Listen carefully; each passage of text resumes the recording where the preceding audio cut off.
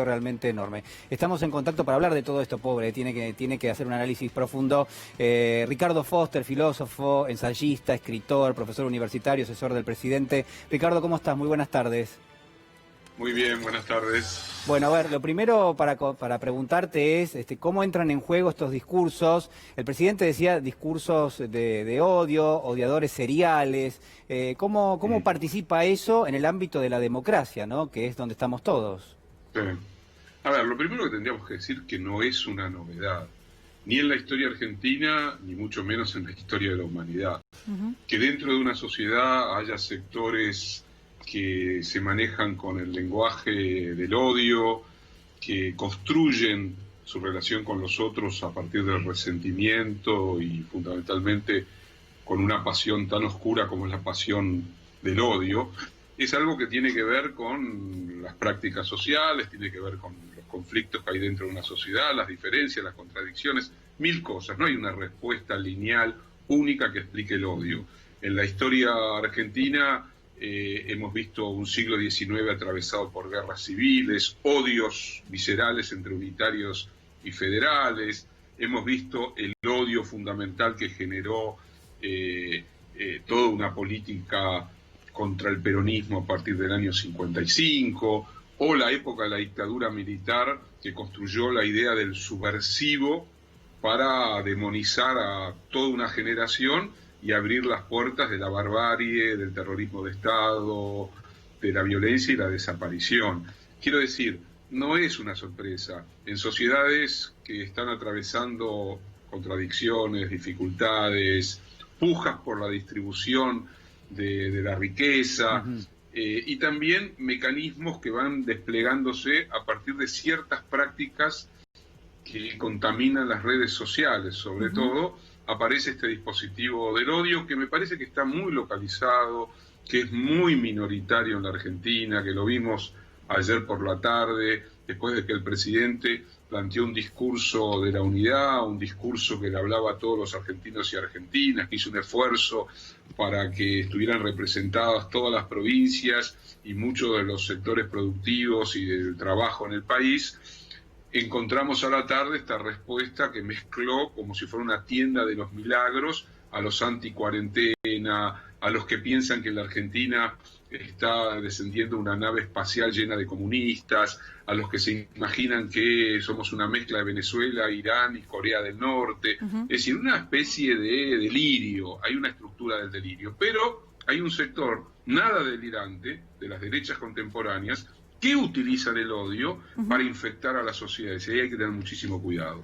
Ricardo, ¿cómo estás? Luli Trujillo te saluda. Teniendo en cuenta lo que decís, ¿no? Sobre la región también, vemos un Bolsonaro, vemos un Donald Trump, digo, son personas que si uno te dice, bueno, iba a ser presidente de los Estados Unidos cuando hacía el reality que te decía, you are fired, estás despedido en modo actor de Hollywood, yo no hubiese creído que iba a ser presidente, y hoy por hoy lo es.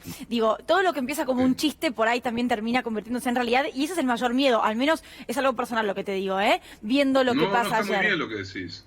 No, a ver, las extremas derechas europeas han ido expandiéndose utilizando obviamente el discurso del odio, el de la demonización del otro, los migrantes, los musulmanes. En los años 20 y 30 del siglo pasado fueron los judíos el chivo expiatorio que permitió que alguien como Hitler llegara a gobernar un país como es Alemania y desencadenara una de las más terribles guerras que fue la Segunda Guerra Mundial y generara los campos de exterminio. No hay que subestimar en absoluto el discurso del odio. Vos decís muy bien, Bolsonaro parecía un personaje de cuarta categoría, bizarro, y sin embargo hoy es presidente de Brasil, sigue teniendo un apoyo, se calcula que alrededor del 30% de la población. Lo mismo sucede con alguien como Trump, que construyó su carrera política como si fuera un reality show, utilizando los peores recursos misóginos, racistas,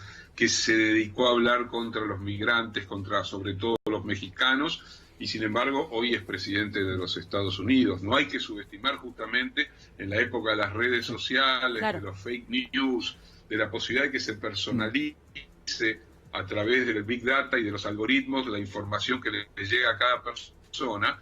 no hay que subestimar lo que es la contaminación y el odio. Y acá lo vemos en los grandes medios de comunicación. Lo vemos en Clarín, en La Nación, en Infobae, lo vemos replicado en los canales de televisión, donde el discurso del odio sigue estando allí como si fueran buenos vecinos. Si uno miraba la cobertura que hacía la televisión, la que ya conocemos, de lo que pasaba en el Obelisco, o en Rosario, o en algún otro lugar, parecía que buena gente, buenos vecinos que están indignados por la cuarentena, o que están indignados porque el gobierno se vuelve comunista o algo por el estilo, salen a expresar su derecho a la libertad. Eso es una falsedad absoluta, porque Ricardo, tenemos algunos problemas ahí técnicos, a ver si podemos restablecer la comunicación. Se rompen una decisión democrática. Lo escuchábamos ahí. A ver si podemos restablecer la comunicación con Ricardo Foster. Bueno, vamos a tratar de contactarlo de nuevo. Se nos congelaba. Sí, se nos congelaba. Muy interesante lo que decía en términos de, creo yo, del odio como un elemento, uno podría decir hasta natural en la convivencia democrática, pero al mismo tiempo siendo utilizado políticamente, ¿no? Y de alguna manera alimentado políticamente. Esa es una de las cuestiones que me parece que hay que marcar, y después cómo los medios de comunicación también, algunos de ellos van a buscar esa fuente para tratar de ejercer cierta cuestión de dispositivos de poder. Le vamos a agradecer. Muchísimas gracias a Ricardo Foster allí.